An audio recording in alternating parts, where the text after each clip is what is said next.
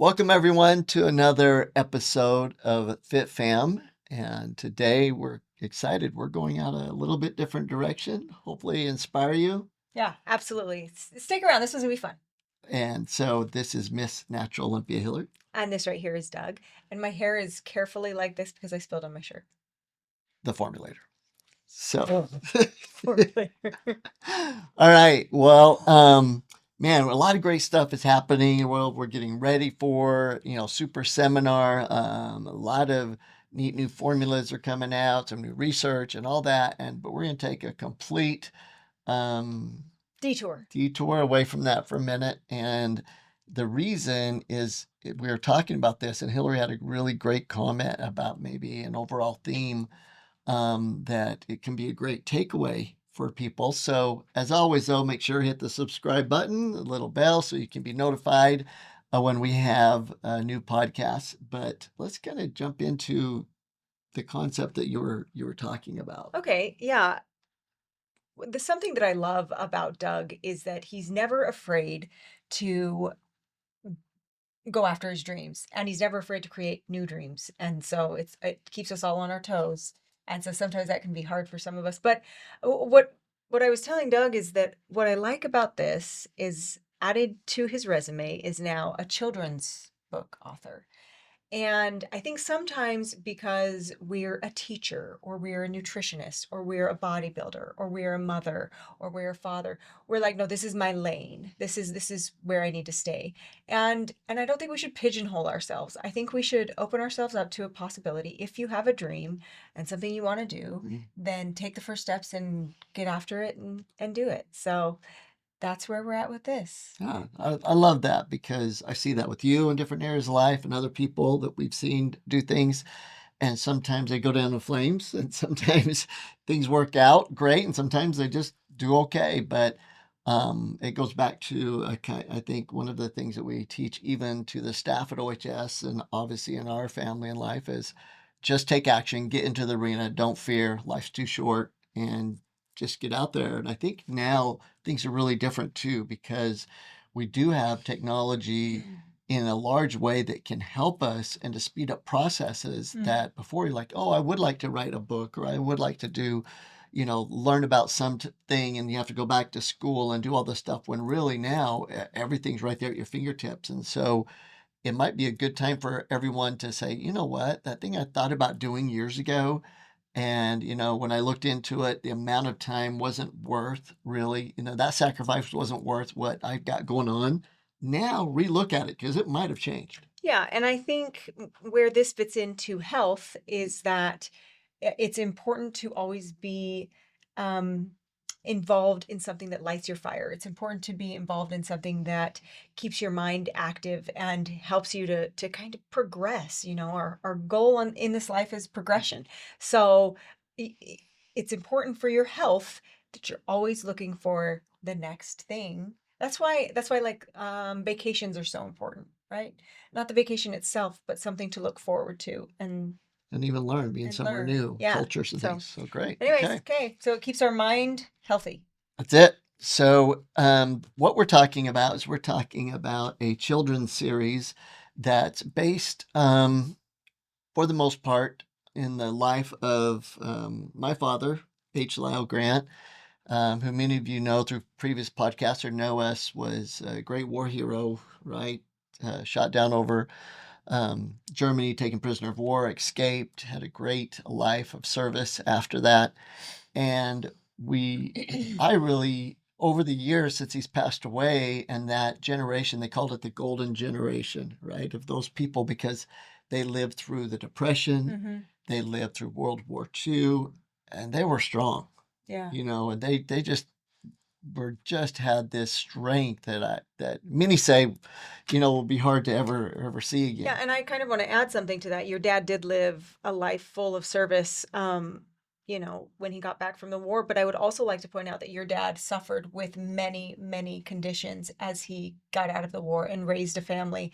But it never detoured him from being the person that he was called to be. He always stepped up to the plate, but he wasn't without hurdles, and he wasn't without pains and things that he had to overcome. That's So, interesting because we don't talk about that much. So when we talk about someone in there, like my dad and even mom who accomplished so much in their life, what most people know that were even close to them was he had two strokes, right? He had yeah, tuberculosis, had a lung taken out because of damage from the right. war, had migraines to a point that, was debilitating for periods of time.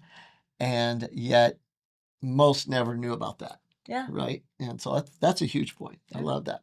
So we wrote a series of books, and to start off with, and there's going to be one or two more, but one more for sure in this grouping. But right now we've got these 7 books, and what we thought would do is talk about each one a little bit, and then just kind of explain that principle that he lived by, Yeah. and go from So, there. okay, so a circle of helping hands. I'm going to go to this one, and at the end of each one is this page at the end that says the author's note. So let's kind of go through that a little bit.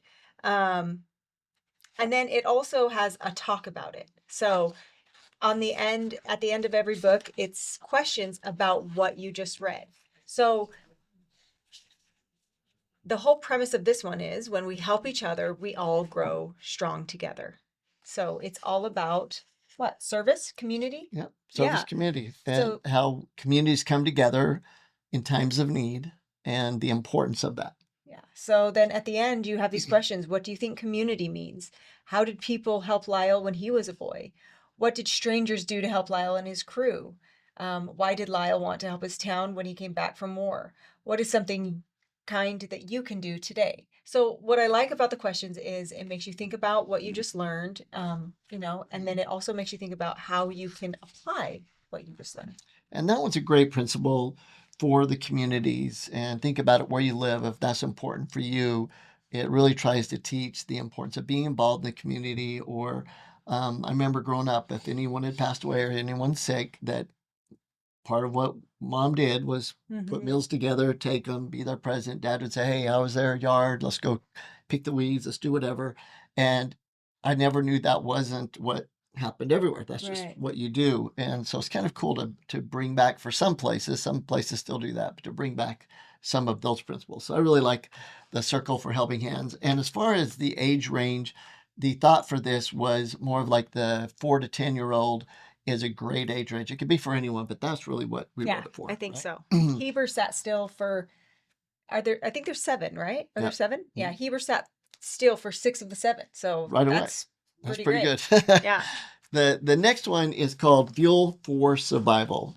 And I love this one because this is my way of bringing in a little bit of nutrition. It's only one, by the way, only one. A little bit of nutrition into it and kind of helping with a little story with it. Yeah, so good habits are like good food. They keep you strong when life gets tough. And with this one too, it really went through in the war where because dad made good choices when before he got in the war about not smoking and different habits that when he got there he was able to use that for his advantage to trade some of those vices for food Right. or for information that helped him to escape and the importance of that. And then when he did escape, because he grew up on a farm and that they knew to dig for potatoes, they knew to where to look for food when they'd go to different places. And so it was kind of that thought process behind it. It was really cool. And so some of the questions you talk about at the end, what did Lyle eat when he lived on the farm? How did healthy food help Lyle during the war compared to others? Why didn't Lyle smoke or drink like other people? What was the hardest part of his story? And what's one healthy choice you can make today? So that's definitely leaning a lot more into our world. But I think it was a cool way to go about it because it was still telling that war story of him escaping and then the food and that. Love it. Next So one. next one is Rising Above the Storm, and this one is like the story of his being shot down, becoming prisoner of war. So it's basically, the trial itself, right? Yeah. Trials. So it says storms may shake you, but resilience helps you rise again. So, the questions are really great, I feel like. to talk to kids about, what do you think it means to be strong on the inside? What a great question, because all kids want to be strong on the outside. They all want to have muscles. They all want to be superheroes. But what does it mean to be strong on the inside? Which is just so great, and it sparks such great communication. 2, how did Lyle show bravery when things got tough? Why did Lyle keep telling stories in the camp? That was important. Yeah. You got to read it to find it. Yeah. What helped Lyle escape and keep going? And the last one, which is applicable for now, can you think of a time that you had to keep trying even when it was hard? That's a really good one. Love it. Really good one. Next one is called The Ball Turret and the Blanket. And this is really cool because he flew in the ball turret, that bottom bubble of the B-17 bomber, which was the most dangerous place in the world to be. And you didn't get a parachute down there. You had to rotate it to get up into the cabin if something happened, which it did, to be able to get a parachute and so on. But it talked about that, and also the importance of like memories and mementos and things that keep you going when times are tough. Tradition. And traditions, and it's really, really great. You want me to keep going on this? Yeah. Okay. A family stitched together with love stays strong no matter how far apart they are. And obviously that's a reference to the quilt that Lyle was given by his mother. And then, the story goes on to kind of share a little bit of Doug's mother as well. So it's quite cute. What made Lyle's quilt so special? How did Lyle show love to his team in the airplane? Why did Lyle write letters from the prison camp? How did the letter from his mom help him?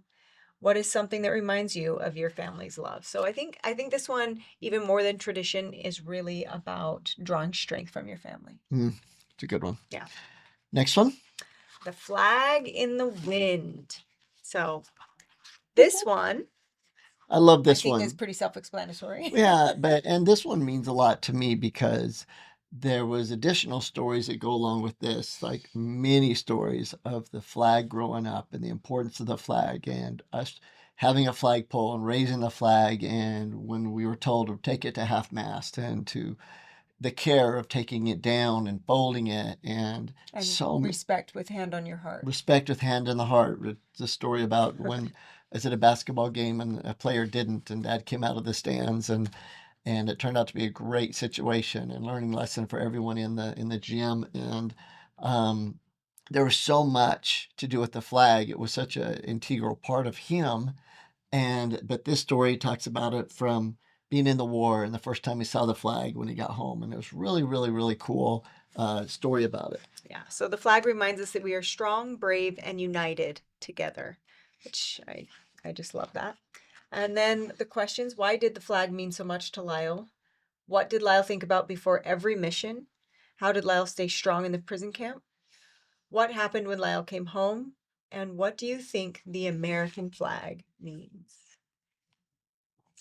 This is good stuff. I mean, before we finish, I think it's kind of important that, like, we're doing this on 9/11, right? We're doing this podcast, and everyone knows without us explaining the crazy things that happened this last week, yesterday, and a few days before in the world.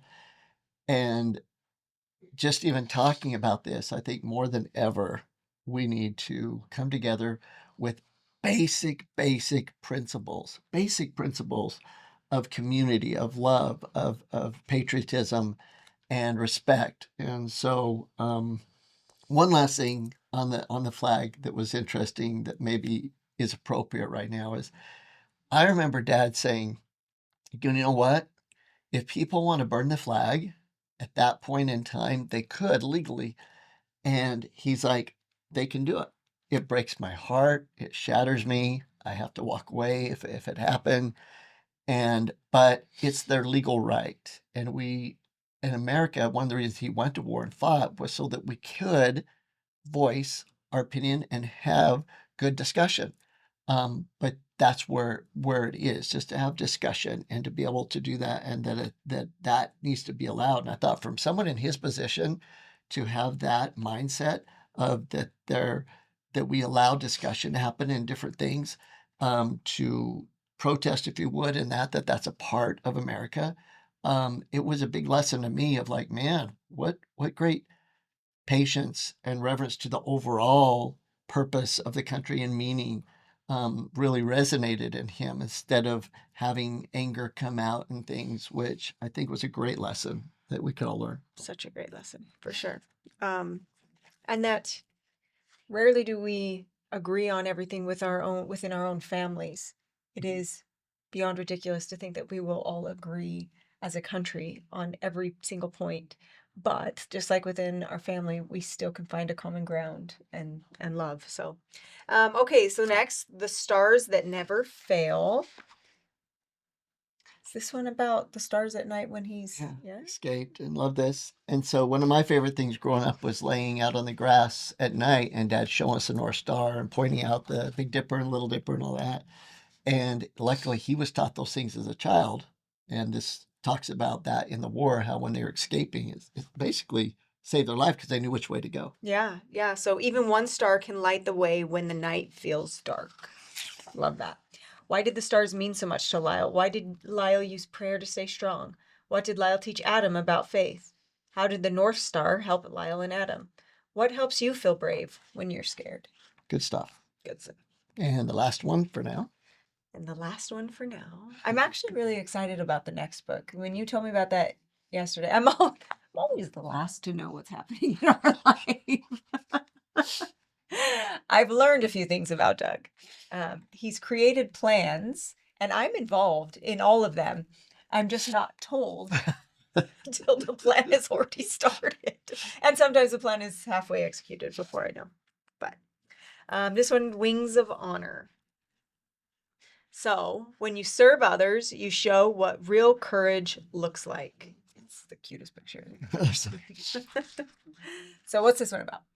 So really, this is about when he was in the prison camp and people would, it doesn't say that this in here because it's a kid's book, but basically the backstory is that he would see people just give up and they would not wake up the next day. And the importance of being there for others and communicating and keeping hope alive, and that importance of honor is that you care about your fellow beings. And some of those stories, but done in a children's way, of just helping out when people are in need and telling stories and singing songs in the prison camp.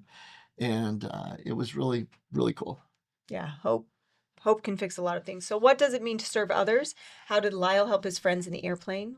Why did Lyle keep going when things got really hard? How did the farmer and his wife show kindness? What is one brave thing you can do to help someone today? Cool. And so one of the cool things about that is when he first got shot down and was evading the Nazis, he went and tried to get in because they were told that some of the families, the Dutch families, would help the Americans if needed. And he went to one and they helped him, probably saved his life because he had got shot and with some flak in the shoulder. And they bandaged him up and gave him some food and stuff. But they eventually had to turn him over because they were killing families, whole families that were protecting the Americans. And Dad had zero ill will toward that family. He was like, man, they basically saved my life. And, they did anything. And he was grateful for them. And they had felt bad that, that they had to turn him over. But it was really cool. Well, your dad understood that because your dad understood the importance of family. So. Yeah, absolutely. So that's the series. You can go on Amazon. So cute. And we call these the Honor Chronicles, but you can just type my name in Amazon and books will come up, and these books are there. We're also creating the website, thehonorchronicles.com, that you can order them, because right now you have to order them individually. Amazon's not letting it order in a bulk, but we're putting it to where you can order all of them at once. And then we'll have a new one come out for Christmas, which is going to be awesome. Really cool. And hope that you all enjoy them. Please let us know if you do. And let us know, your dreams. What's the next thing you're going to do, even if it's out of your wheelhouse? That's absolutely, I think, the great takeaway is love to hear in the comments, if you would, that thing. What is your thing that you've not done that you wanted to, that maybe this spurred the thought of, I'm actually going to do it. And that was just such a great takeaway from Hillary on that, more of the big picture versus what these are. And so thank you so much. We're excited. It's